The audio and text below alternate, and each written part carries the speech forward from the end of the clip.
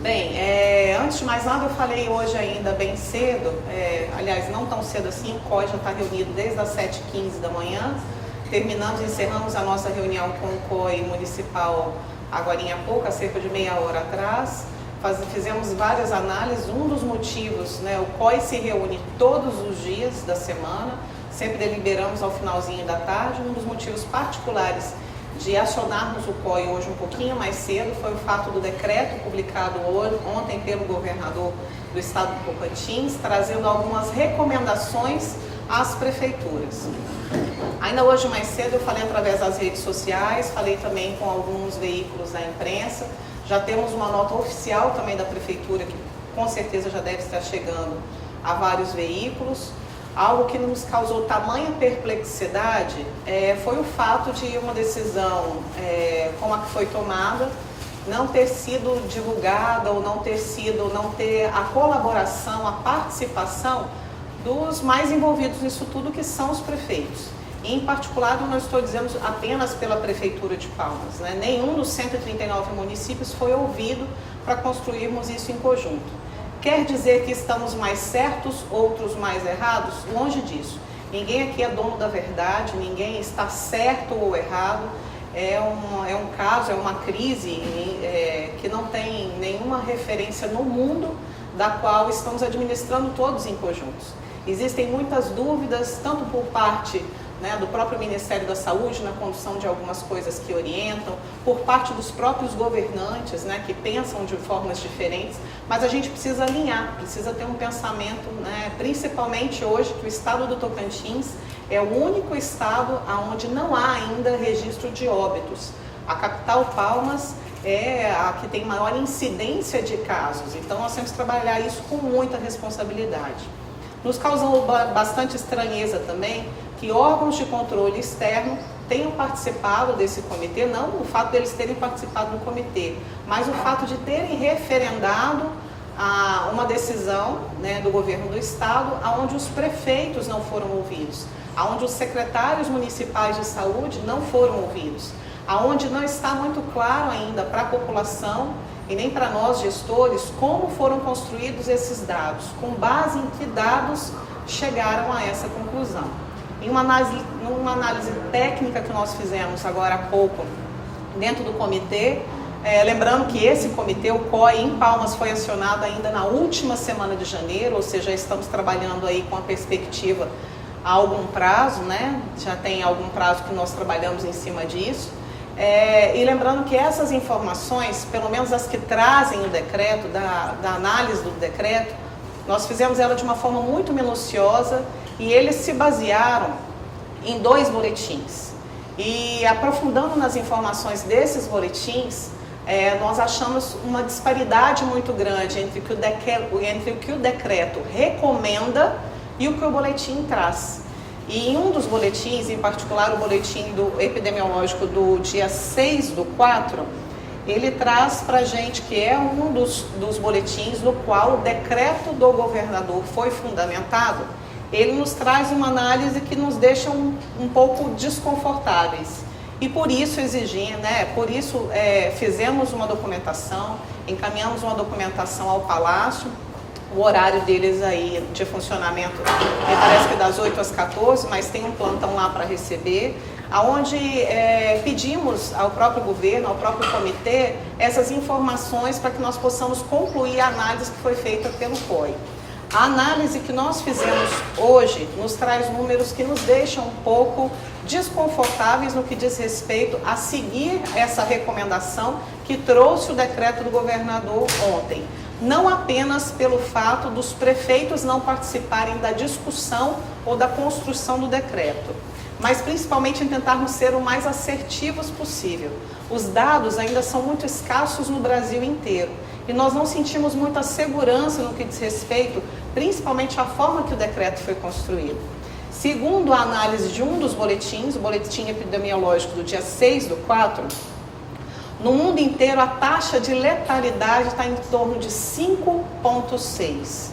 O mesmo boletim afirma que no Brasil a taxa de letalidade é de 4,6. Ainda assim, houve uma ressalva com o risco da Organização Mundial de Saúde, caracterizando como muito alto. Também o risco do COI Brasil, fazendo a mesma análise de risco, uma análise de risco muito alta. A incidência no Tocantins, em todo o estado do Tocantins, é 1,7 para cada 100 mil habitantes.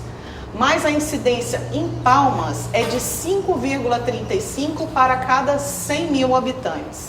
De mão desses dados, nós colocamos, né, dentro do COI, como foi construído com base no boletim o próprio decreto, seria meio que um contrassenso. Se em Palmas nós temos 5,36 percentual para cada 100 mil habitantes, se no mundo a taxa de letalidade é de 5,6, como que o decreto do governador foi baseado nesse boletim epidemiológico, tendo esses dados, sendo considerados ainda muito alto, resolve jogar para os municípios essa flexibilização. Agora, lembrando, nós não somos contra o retorno das atividades e contra o retorno da normalidade, se é que é possível assim dizer, do funcionamento da cidade. Mas estamos construindo isso de uma forma muito responsável. Há mais de 20 dias nós atendemos e conversamos com vários segmentos da sociedade, com comerciantes, com empresários, do ramo da construção civil, de todas as categorias, ouvindo e construímos com isso o nosso planejamento estratégico. Todas as ações que a Prefeitura de Palmas tem colocado paulatinamente, gradativamente em execução, elas saem de um plano estratégico de descontingenciamento que foi organizado para a cidade. Nós temos que voltar a essa rotina da normalidade? Temos, mas antes de mais nada com a análise técnica dos dados da saúde, da Organização Mundial de Saúde, do Ministério da Saúde e o que nós temos para dar esse norte, ou seja, nada daquilo que nós estamos colocando em execução foi encontrado ao acaso. Todos esses dados, e eles são revistos, nós temos que lembrar que esses status, que o próprio boletim epidemiológico traz a cada dia, ele é um status diferente. Nós assim o fizemos com base em análise em dados técnicos, preparamos o local para que eles tivessem todas as condições sanitárias para que isso seja feito com segurança. Escalonamos alguns dias, né, de terça a sábado, com o horário das 9 às 19, para evitarmos aglomeração. Então, da mesma forma, fizemos o retorno das lotéricas, o funcionamento das lotéricas. Um termo foi assinado, a própria Caixa Econômica Federal, o representante da Caixa Econômica Federal, o superintendente no Tocantins, participou dessa construção, uma vez que houve a apresentação do próprio governo federal de um plano, né, de emergência para socorrer os microempreendedores, os autônomos, e as lotéricas é um desses meios para efetuar os pagamentos. Então nós também fizemos esse retorno, assim como os restaurantes comunitários, assim como para esta semana também está previsto algumas ações no segmento da construção civil, mas tudo isso feito com ordenamento, tudo isso feito com base técnica, com dados e análises criteriosas dia a dia. Então assim, fico um pouco desconfortável no que diz respeito não de criticar a ação em si, mas de não podermos atender nesse momento as recomendações que traz o decreto do governador nesse sentido, e principalmente os próprios órgãos que nos fiscalizam, Ministério Público Estadual, Tribunal de Contas, Defensoria Pública, que até 48 horas atrás nos pediam, né, nos indicavam, nos recomendava que o movimento pelo isolamento social fosse ainda mais rígidos. Hoje pedem essa flexibilização. Então nós precisamos encontrar um ponto em comum. Nós precisamos de fato sentar à mesa, né, por videoconferência, no formato que hoje, né, devido à crise que nós atravessamos, nos impõe, mas nós precisamos encontrar um denominador comum, alinhar a nossa linguagem para que possamos ter atitudes mais assertivas, e lembrando que a nossa prioridade número 1, com certeza, é salvar vidas. Então nós não vamos abrir mão, né, de fato, de defender de 1, 2, 3, 10 vidas, todas elas são importantes. Nós não vamos esperar o pior acontecer na nossa cidade, o pior acontecer no nosso estado para podermos agir. Não é à toa, né, não é ao acaso que o próprio estado do Tocantins tem um decreto de calamidade, tem um decreto de emergência, que está vigente, da mesma forma a capital Palmas tem e outros lugares. Seria, no mínimo, desconstruir um alinhamento sobre o ordenamento orçamentário, a lei de responsabilidade fiscal e o momento que estamos vivendo. Então, quero mais uma vez referendar a todos que a nossa preocupação não é de fato de transferir responsabilidades, mas de dividi-las, ao momento em que todos os entes federados têm a obrigação de trazer tranquilidade para a população, de trazer segurança para a população, no que diz respeito tanto às medidas para a contenção do avanço do vírus, assim como as medidas econômicas, as medidas sociais, as medidas educativas, que é necessário mais do que nunca um reordenamento do que diz respeito não apenas ao poder público, mas à responsabilidade social de cada um para sermos agentes de fiscalização no que diz respeito à aplicação dos recursos, agentes de fiscalização no que diz respeito ao cumprimento desses decretos. Então, assim, à medida que nós tenhamos segurança para administrar, a cidade voltará à sua normalidade, mas nós precisamos ter segurança dos dados para poder fazermos uma análise bastante criteriosa e ofertarmos para a população um retorno à normalidade, mas principalmente com o foco principal e sem abrir mão da defesa da vida de cada um de vocês. Então, mais uma vez, muito obrigada. É um grande desafio, não só ser gestor, mas ser também cidadão em meio a uma pandemia como essa que nós administramos. Mais uma vez agradeço, principalmente aos profissionais de imprensa, que assim como muitos profissionais da gestão, da limpeza urbana, do transporte coletivo, dos serviços essenciais, dos profissionais de saúde, não estão medindo esforços para levar a notícia aonde ela de fato precisa chegar, de forma imparcial, de forma muito clara. Então, meu agradecimento a cada um dos profissionais que também puderam fazer a cobertura dessa coletiva nesse momento.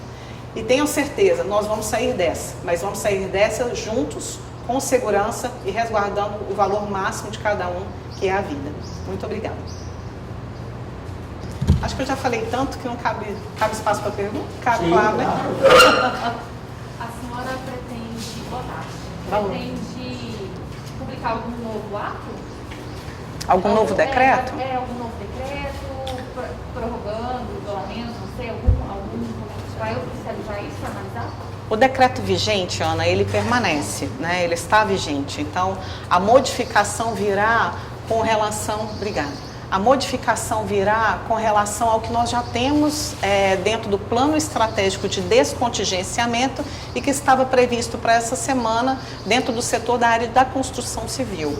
Então, acredito que no máximo na quinta-feira à noite, nós já editaremos um novo decreto no que diz respeito a essas restrições que estavam impostas no decreto anterior. Mas de flexibilização, ela não pode e não vai acontecer no formato que coloque as pessoas hoje em risco. Então, ele tem que ser analisado com muito critério. As pessoas às vezes entendem que o plano de descontingenciamento é uma flexibilização do decreto, e na realidade não é. Não sei se vocês perceberam, assim como eu, como cidadão andando em vários lugares da cidade, mais de 70% do comércio, ele está funcionando. Nós, inclusive, editamos um pode, não pode, acho que há uma semana, 10 dias, e isso trouxe bastante questionamento. Por quê? Porque algumas pessoas fazem a leitura do decreto, que é um instrumento jurídico, que às vezes é de difícil leitura para mim ou para um outro cidadão mais comum, um outro cidadão comum que não tenha tanto conhecimento jurídico. Nós editamos isso, e quando editamos, as pessoas até ficaram um pouco incomodadas. Mas salão de beleza podia funcionar? Todos os lugares que estão aqui no decreto, que podem funcionar desde que não haja a aglomeração de pessoas. Então, assim, não há tantas restrições. Eu tive a oportunidade de falar lá, inclusive no Jornal do Tocantins, em estúdio, que muitas pessoas não sabiam ainda sobre essa diferença do que podia ou do que não podia funcionar, né? E foi esclarecedor para algumas pessoas, pegou de susto outras. As igrejas, por exemplo, né, tem um movimento, prefeito, as igrejas vão poder voltar a funcionar, elas nunca foram proibidas de funcionar. O que está sendo, o que é proibido pelo decreto, que traz a restrição que traz no decreto, é quanto à aglomeração. E essa é a indicação que nós temos de todos os lugares do mundo, ou seja, não é possível que a unanimidade mundial, ela vai ser diferente no Tocantins, ela vai ser diferente em Palmas, ela vai ser diferente no Brasil. Né? Prefeito, boa tarde. Boa tarde. Vou me apresentar, eu sou Batista Pereira, todo mundo de Goiânia. Prazer, Batista. Já estou um mês aqui na Rede TV. Seja bem-vindo. Estamos aí para também lutar pelo nosso espaço, pela nossa audiência, pelo trabalho de jornalismo profissional, sem tendência. E eu faço a pergunta para a senhora. A senhora acabou de fazer um comentário com relação ao decreto do governo. E a senhora disse que ele foi infeliz por não ter comunicado, principalmente a Prefeitura de Palmas. Desse decreto que o governo acabou de assinar, o que a senhora pretende atender e o que a senhora pretende não atender nesses itens que o governo colocou no decreto? Antes de mais nada, seja bem-vindo. Obrigado. Né? Palmas é uma cidade muito especial e o Tocantins também. Sinta-se abraçado e bem acolhido. Bem, na realidade, eu não acho que o decreto foi infeliz. Eu acho que a atitude em si me pega um pouco de surpresa, assim como pegou outros prefeitos, porque é um documento construído dizendo para o município o que é para o município fazer. E isso nós já sabemos exatamente o que fazer. Ou seja, não haveria necessidade de escrever num decreto aquilo que os prefeitos já estão executando. Ou seja, transferir todo o problema e jogar no colo do município. Isso nós já estamos fazendo no dia a dia. Acho que a perplexidade que pegou a mim, de surpresa, outros prefeitos, foi o fato de não termos sido convidados em nenhum momento para ouvir as nossas demandas, ouvir as dificuldades que nós estamos enfrentando e que somos nós que vamos executar. Então, assim, a parceria do governo do estado ela é super bem-vinda. A parceria do governo federal é super bem-vinda. É um momento onde todos temos muitas incertezas, muitas dúvidas. E de que forma construir tudo isso? É um cenário que ninguém nunca vivenciou antes. Não teve nenhum presidente da República no Brasil, não teve nenhum presidente dos Estados Unidos, na China, que atravessou algo parecido. Então, nós precisamos de um alinhamento para construir isso juntos. Eu acho que já há bastante insegurança lá fora, já há um discurso muito desencontrado lá fora. Se nós aumentarmos essa insegurança na população sobre o que pode, sobre o que não pode, ou politizarmos essa situação que não deve ser politizada, Não é porque o partido do governador pensa de um jeito, o partido do prefeito pensa de outro, o partido do presidente pensa de outro, que nós vamos desencontrar. É um momento onde nós precisamos fazer a união de tudo isso. E mais do que nunca, a união concentrada também no que diz respeito aos órgãos de controle. Ou seja, eu tenho a minha colega prefeita em Guaraí, Líris Ferneda. Antes de ontem, o Ministério Público disse a ela que ela deveria ser mais rígida no que diz respeito ao comércio, que ela deveria restringir, que ela deveria fechar. O mesmo Ministério Público ontem referendou um decreto do governador falando sobre a flexibilização. A quem nós atendemos? Ao Ministério Público que às 48 horas de ontem disse que era para ser mais restrito, ou ao Ministério Público que compõe um comitê de crise e diz que não, que nós temos que flexibilizar, que o decreto do governador que diz daquilo que nós já estamos fazendo, que diz da responsabilidade que os municípios já têm, é o que está valendo. Então, nós não podemos ter mais conflitos de ideia. Eu acho que é a hora da união de esforços, de orçamento, de ações, de discurso, para trazer tranquilidade para a população. É o nosso dever, mais do que constitucional, o nosso dever enquanto cidadão, trazer esse conforto para as pessoas. E essa divergência de comunicação, essa divergência de informações, o governo federal fala uma coisa, aí o ministro vem e fala outra, aí o governo do estado faz uma coisa, a prefeitura vem e já está cumprindo um plano de descontingenciamento. Então, assim, fica tudo muito desencontrado, parecendo que tem briga onde não é para ter briga. Porque, assim, Se tem um cenário onde nós deveríamos ser mais unidos do que nunca, é esse. Mas o objetivo da coletiva é para mandar um recado ao governador? Longe disso. E para voltar a ter uma conversa, voltar a sentar, porque a senhora está utilizando um espaço todo da imprensa para dizer com relação a esse decreto do governador. Seria uma reaproximação, uma conversa entre todos os municípios do estado de Tocantins com o governador, para se acertar, abre o que tem que abrir, o que pode abrir, mostrar números para ele, para evitar esse tipo de decreto? Seria isso? Na realidade, o motivo maior de convocarmos essa coletiva foi a dúvida que pairou principalmente na cidade, a capital do Tocantins. Nós estamos dizendo assim, alguns municípios não têm condições hospitalares, lembrando que essa responsabilidade constitucional, embora dividida entre os entes federados, ela é de responsabilidade hoje do Estado.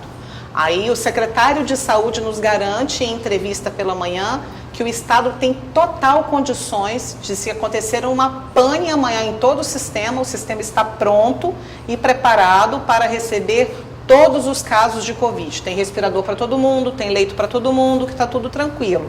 Não é essa a informação que nós recebemos do governo federal.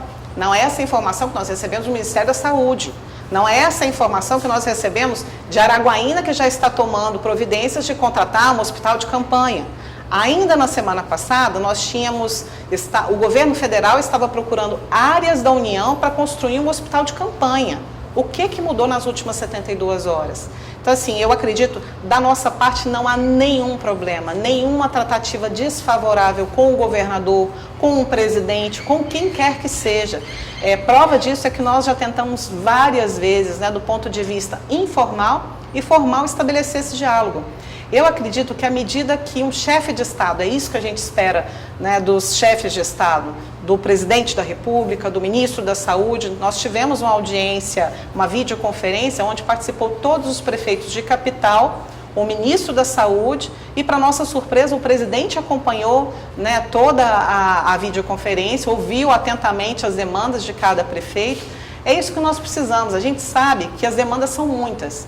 O governador, com certeza, não pode ouvir aos 139 municípios. Selecione 10, 12 pessoas. Vindo para cá, eu tive acesso a uma matéria que o presidente da Associação Tocantinense de Municípios publicou. Ele também não foi convidado, ele também não foi informado, e ele representa a Associação Tocantinense de Municípios. Aí eu fico naquela dúvida, será que se eu não tivesse ido para uma rede social, será que se eu não tivesse ido para o Twitter e bradado, meu Deus, agora quem eu ouço, Eu vou pela recomendação de um decreto do governador, que está respaldado pelo Ministério Público Estadual, pelo Tribunal de Contas, pelo Tribunal de Justiça, pela Defensoria Pública. Eu vou pelo que o presidente da República diz, pelo que o Ministério da Saúde diz. Eu acho que é muito conflito e muita informação. Então, eu acho que é passada a hora de sentarmos, nos esvaziarmos no que diz respeito. Aqui não é lugar para palanque, não é lugar para partido, não é uma briga, uma disputa político-partidária, longe disso. É hora de unificar discursos para a gente concentrar as ações e termos pelo menos uma logística em comum. É em Palmas que está o maior número de casos. E não tenham dúvida, é para Palmas que se direcionarão outros casos mais graves, caso venha a acontecer de casos mais graves, nos demais municípios. Cariri, ontem, confirmou o primeiro caso. Gurupi, há 3, 4 dias atrás, confirmou o primeiro caso. Veio para onde? Para a rede de saúde privada de Palmas. Então, é Palmas que tem que estar preparada para receber toda essa demanda. Claro que não apenas Palmas, mas os outros municípios têm que ter um mínimo de alinhamento, de saber que direção tomar, com que vai poder contar, por parte do governador, que eu acredito que está fazendo um trabalho através do próprio secretário de Saúde estadual, está buscando recursos, está buscando uma parceria com o governo federal. Nós temos parlamentares que estão envolvidos nisso, nós temos o próprio líder do governo federal hoje, que é um tocantinense, é um senador tocantinense. Então, assim, nós temos a coordenadora da bancada, que é uma senadora tocantinense. Então, é a hora de unirmos esses esforços na tentativa única e absoluta de nos resguardarmos diante dessa pandemia. Não há outro motivo senão esse. Prefeita, eu perguntei se a senhora vai publicar algum ato novo, porque é fato que vai gerar uma confusão danada. Sem dúvida. Então, assim, hoje mesmo muitas mensagens nós recebemos lá de bares, restaurantes, academia, e aí, como é que vai fazer? E o secretário de saúde, ele gravou com a gente após a entrevista dele ao vivo, e ele falou que bares e restaurantes estão autorizados a funcionar, entendeu? Com exceção de igrejas. Academias também ele entende que pode voltar a se cumprir aquelas recomendações que eles sugeriram nesse novo decreto estadual. Aí então, é que diante disso, eu queria ouvir a senhora, como é que vai ficar? Aí é que tá, Ana. Cada um no seu lugar com a sua devida competência, né? O secretário de saúde do estado do Tocantins, ele é competente no que diz respeito a isso, mas ele não pode dizer para um prefeito, né, o que o prefeito vai fazer ou não. Ele não pode ordenar para a cidade, voltem, está tudo liberado, está tudo aberto. Existe, as competências legais, elas devem ser respeitadas. O decreto do governador é uma recomendação, né? Então, assim, ele não sobrepõe uma coisa a outra. Agora, o ideal é que quando um decreto como esse possa ser construído, que as pessoas possam ser ouvidas, ou no mínimo os chefes de executivo possam ser ouvidos, para nós construirmos isso junto. Você consegue imaginar o que é administrar o verdadeiro caos? Ou seja, são várias pessoas com várias informações diferentes e as pessoas na retaguarda sem saber a quem obedecer, sem saber o que, não é nem a quem obedecer, é o que seguir, como seguir, né? Os restaurantes, por exemplo, eles nunca foram fechados. O nosso restaurante comunitário, ele foi fechado temporariamente, durante quase uma semana, aliás, por mais de uma semana, um pouquinho, para se adaptar às regras de todos os outros restaurantes. O que é proibido é o consumo local. Se você hoje for na feira, também é proibido o consumo local. Então, assim, nós estamos resguardando a população. Agora, qual a informação que o secretário estadual de saúde tem que o prefeito da capital, ou que o prefeito de Dueré, o prefeito de Cariri, o prefeito de Araguatins não tenha e que libere totalmente o comércio? Então, assim, ele está responsabilizando, está dizendo por ele, mas dentro do município, a autoridade maior do município ainda continua sendo a prefeita, não o secretário de saúde do estado. E a prefeitura vai continuar fiscalizando e não deixando abrir?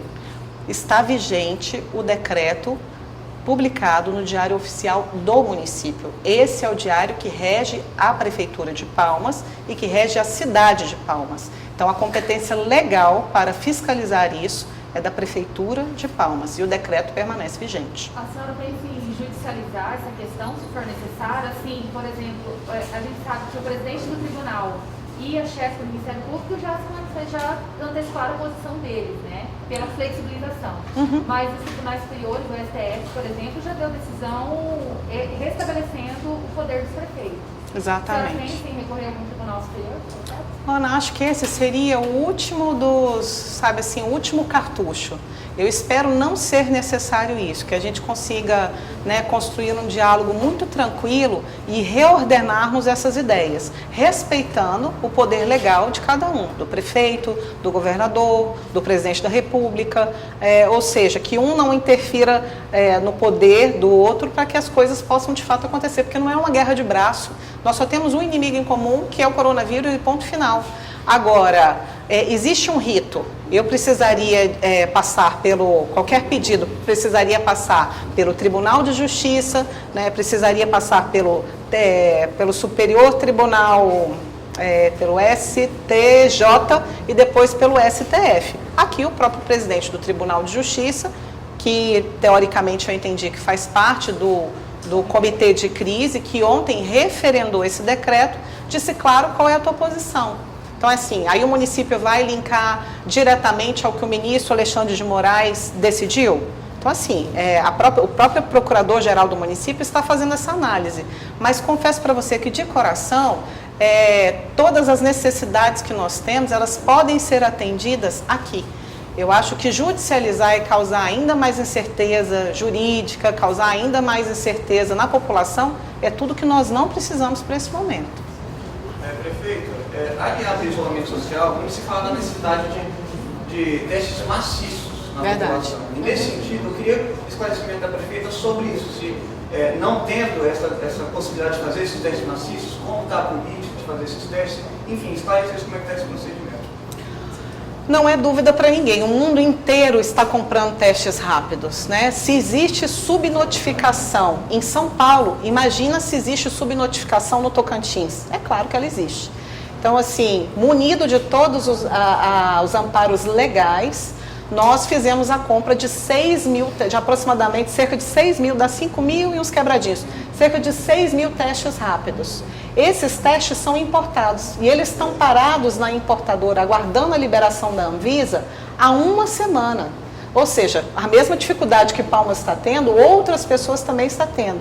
Inclusive, há lotes que são para o Ministério da Saúde fazer a distribuição com os estados que também estão aguardando a liberação da Anvisa.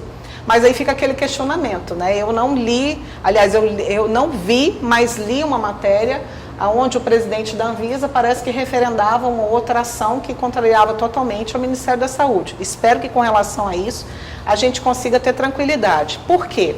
Só com uma testagem mais ampla é que nós vamos ter segurança, inclusive, para dar o passo a passo disso aqui que estrategicamente já está planejado. Então, à medida que eu consigo evoluir a testagem, principalmente dos profissionais da área de saúde, porque eles estão nesse atendimento, né, full time, no contato ali direto com as pessoas. Se eu consigo ampliar essa testagem, eu consigo aumentar a minha margem de segurança para darmos, né, seguimento à tentativa de normalizar a vida da cidade das pessoas, a vida do comércio e tantas outras coisas. Espero ter respondido. Perfeito. Posso fazer um zoom? Pois não. Eu sei que é difícil a prefeita tomar uma decisão com relação ao decreto, né? Muita. Mas o que fazer então com esse decreto?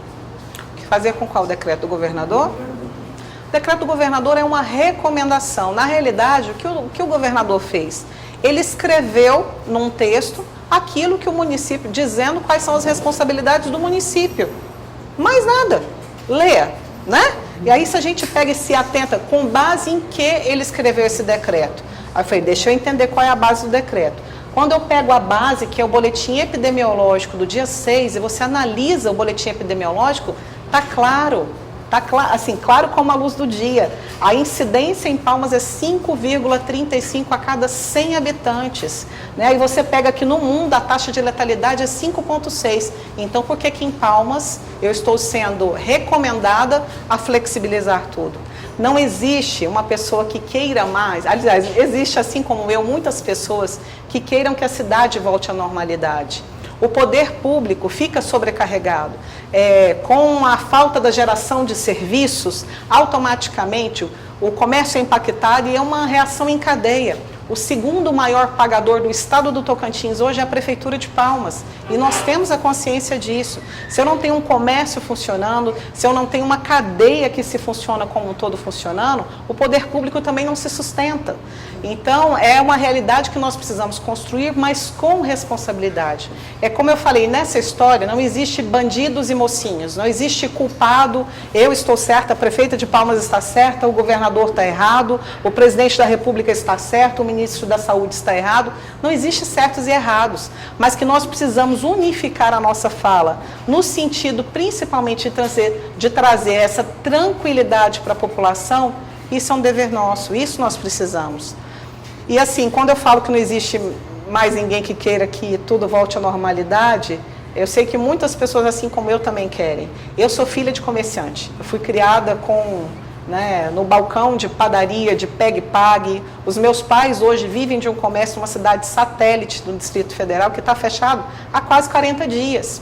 E eles precisam disso para pagar água, luz, energia, telefone, aluguel e tantas outras coisas. Na outra ponta, eu tenho um filho de 12 anos que é cardiopata.